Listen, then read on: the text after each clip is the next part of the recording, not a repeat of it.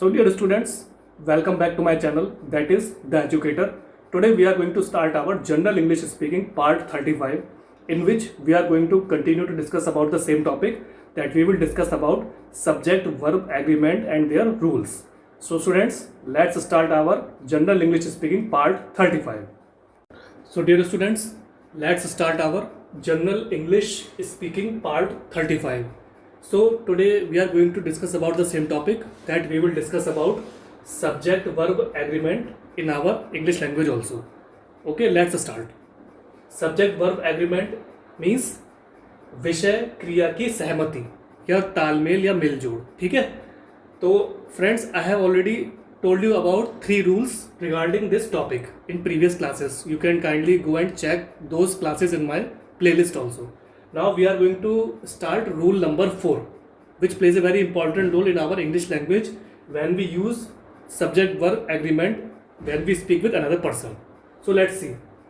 Rule 4, the pronouns several, few, both, many and others are plural and require a plural verb. So this means जो आपके सर्वनाम है, ठीक है, जैसे कि सेवरल हो गया, सेवरल मतलब बहुत सारे, फ्यू मतलब कुछ, बोथ मतलब दोनों, मैनी मतलब बहुत सारे, एंड अदर्स, अदर्स मतलब दूसरों के लिए, आर प्लूरल मीन्स ये आपके बहुवचनीय हैं, and require a plural verb, और इनके लिए एक बहुवचनीय क्रिया की आवश्यकता पड़ती है. ठीक है. एग्जाम्पल यानी उदाहरण के रूप में आप ले सकते हैं, several of his students work in the company.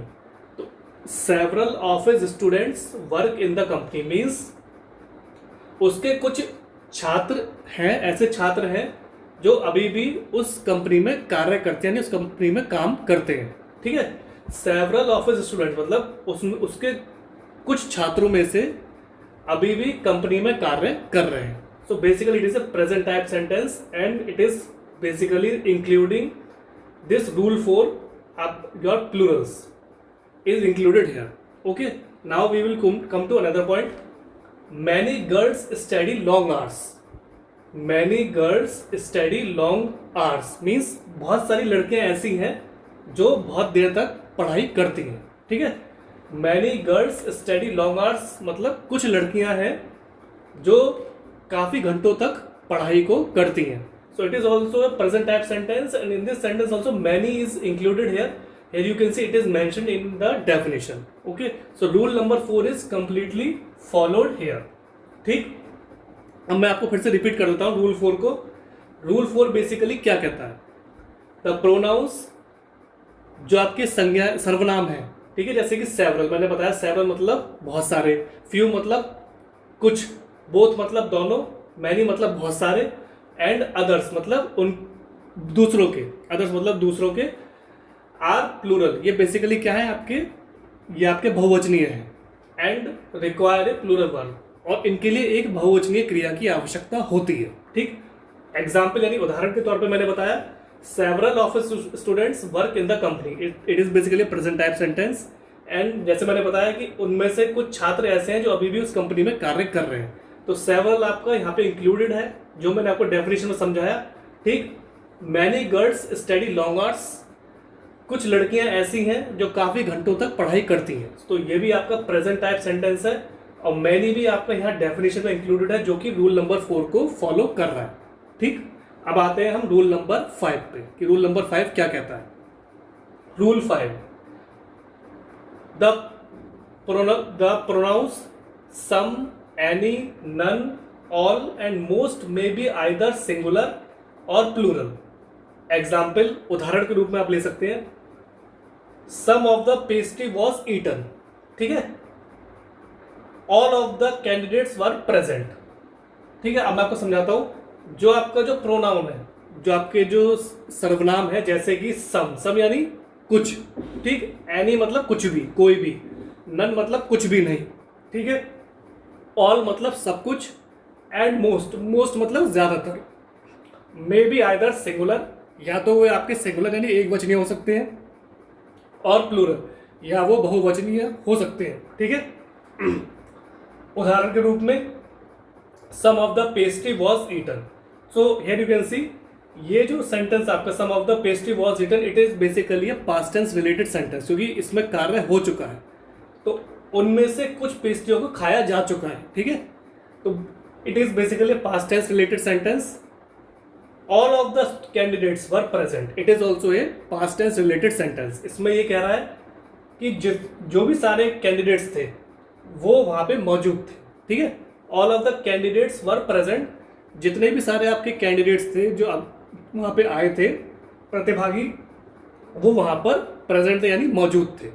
तो ये भी आपका पास्ट टेंस रिलेटेड सेंटेंस है। तो रूल नंबर 5 को भी एक बार फिर से समझा देता हूं। The pronouns some, any, none, all and most may be either singular or plural. तो जो आपके सर्वनाम है, जैसे कि सम यानी कुछ, एनी मतलब कोई भी, नन मतलब कोई भी नहीं, ऑल मतलब सब कुछ, एंड मोस्ट, मोस्ट मतलब ज्यादातर, ठीक है। मे बी आइदर सिंगुलर, या तो वो सिंगुलर यानी एक वचनीय हो सकते हैं, और प्लूरल यानी वो बहुवचनीय भी हो सकते हैं। एग्जाम्पल, उदाहरण के रूप में मैंने आपको बताया some of the pastry was eaten, ये पास्ट टेंस रिलेटेड सेंटेंस है। इसमें ये बताया गया है कि कुछ पेस्ट्री ऐसी हैं जिसको खाया जा चुका है। Some of the pastry was eaten, कुछ पेस्ट्रियों को खाया जा चुका है, ठीक है। All of the candidates were present, all of the candidates were present, सारे जो भी कैंडिडेट्स थे जो वहां पे आए थे वो सब मौजूद थे, ठीक है। तो स्टूडेंट्स, ये आपका रूल 4 रूल 5 हो गया। अब आता है रूल नंबर 6, ठीक है। तो रूल 6 क्या कहता है? When a sentence has 2 or more subjects joined by and a plural verb is needed, ठीक है। व्हेन अ सेंटेंस, जब किसी सेंटेंस यानी वाक्य में 2 और 2 से ज्यादा सब्जेक्ट यानी विषय हो जो कि ज्वाइन हो रहे हो, जो कि उनको जोड़ा जा रहा हो बाय एंड के थ्रू, तो क्या होगा? A plural verb is needed. तब क्या होगा? एक बहुवचनीय क्रिया की आवश्यकता पड़ेगी, ठीक है। उदाहरण के रूप में, एग्जाम्पल के रूप में आप ले सकते हैं students and teachers park in front of the auditorium. तो basically it is a present type sentence. In this sentence they are basically mentioning students and teachers park in front of the auditorium. तो students मतलब जो क्या है, आपके छात्र हैं, बहुत सारे छात्र हैं, छात्र और टीचर जो आपके अध्यापक हैं, बहुत सारे जो शिक्षक हैं, अध्यापक हैं, वो ऑडिटोरियम के सामने कोई भी अपना वाहन है उसको वो पार्क करते हैं, वहां पे उसे खड़ा करते हैं, ठीक है। Students and teachers park in front of the auditorium. तो आपके जो छात्र हो गए, बहुत सारे जो छात्र हैं, और टीचर्स हैं, बहुत सारे अध्यापक जो हैं, वो अपनी गाड़ियों को जो पार्क करते हैं वो ऑडिटोरियम के सामने पार्क करते हैं, ठीक है। तो ये एग्जाम्पल में आपका रूल नंबर 6 अच्छी तरीके से ज्वाइन हो रहा है, क्योंकि स्टूडेंट्स आपका प्लूरल हो गया और टीचर्स आपका प्लूरल हो गया, क्योंकि एक से ज्यादा स्टूडेंट है और एक से ज्यादा टीचर्स है, ठीक। फिर आता है pizza, cake and ice cream have always been his favourite foods, ठीक है। Pizza, cake and ice cream have always been his favourite foods, ठीक। तो इसका मतलब ये है कि पिज्जा जो खाने का आपका एक आइटम होता है, और जो आपका केक हो गया, और आपकी जो आइसक्रीम है, ठीक, वो उसके सदैव ही प्रिय भोजन रहे हैं, ठीक है। तो ये बेसिकली आपका एक प्रेजेंट परफेक्ट टाइप सेंटेंस है, और इसमें एक पर्टिकुलर पर्सन की उसकी एक चीज, उसकी हॉबी बताई जा रही है खाने से रिलेटेड, ठीक है। Pizza, cake and ice cream have always been his favourite foods, मतलब पिज्जा यानी खाने का जो आइटम आपका होता है, केक हो गया, और जो आपकी आइसक्रीम होती है, तो वो सदैव ही उसके मनपसंद भोजन रहे हैं, ठीक है। अब मैं आपको ये रूल नंबर 6 एक बार और समझा देता हूं। When a sentence has 2 or more subjects joined by and a plural verb is needed, जब भी कोई वाक्य है उसको जब हम 2 या 2 से ज्यादा विषय के साथ जोड़ते हैं, जो बेसिकली ज्वाइन होता है, जोड़ा जाता है एंड के थ्रू, है ना, एंड आपका कंजंक्शन है, तो एंड के थ्रू जोड़ा जाता है, तो क्या होगा? एक प्लूरल वर्ब, मतलब एक बहुवचनीय जो क्रिया है उसकी आवश्यकता पड़ेगी, इज नीडेड। तो उसकी आवश्यकता पड़ती है। एग्जाम्पल के रूप में मैंने बताया, उदाहरण के रूप में students and teachers park in front of the auditorium. जो आपके बहुत सारे छात्र हैं और जो आपके बहुत सारे अध्यापक, शिक्षक हैं, वो क्या करते हैं? वे अपनी गाड़ियों को एक ऑडिटोरियम के सामने पार्क करते हैं। तो जैसे इसमें आप देख सकते हैं स्टूडेंट्स में ये बहुवचन है, ठीक है। टीचर्स भी आपका बहुवचन है, ठीक है, क्योंकि इसमें एस लग गया, बहुत सारे स्टूडेंट्स हैं, बहुत सारे टीचर्स हैं जो कि रूल को फॉलो कर रहा है, रूल नंबर 6 को. Similarly pizza, cake and ice cream have always been his favourite foods. ठीक, पिज्जा खाने का आइटम है, केक हो गया जो, और आइसक्रीम है. हैव ऑलवेज बीन मतलब सदैव उसके, हिज फेवरेट फूड्स उसके सदैव उसके वो प्रिय भोजन रहे हैं. ठीक है, तो ये आपका प्रेजेंट परफेक्ट रिलेटेड सेंटेंस था. So students, this was the general English speaking part 35, in which I tried to explain you about subject verb agreement with rules, with proper definitions and examples, and kindly try to read it, understand it, try to use these words and sentences in your daily life when you try to speak with another person in fluent English speaking.